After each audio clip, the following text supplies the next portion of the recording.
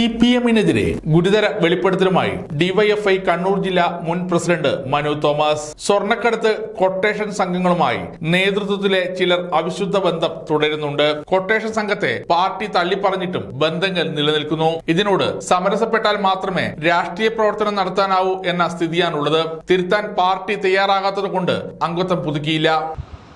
ഞാൻ പാർട്ടിയിൽ നിന്നും പ്രവർത്തനങ്ങളിൽ നിന്നും അവസാനിപ്പിച്ച് പുറത്തേക്ക് പോയ ആളാണ്. കഴിഞ്ഞ ഒരു വർഷമായി പാർട്ടി പ്രവർത്തനത്തിൽ ഞാൻ പങ്കെടുക്കുന്നില്ല. അതേ തുടർന്ന് തന്നെ ഈ കഴിഞ്ഞ വർഷാവർഷമാണല്ലോ CPM-ൻ്റെ മെമ്പർഷിപ്പ് പുതുക്കുന്ന നടപടി ഉള്ളത്.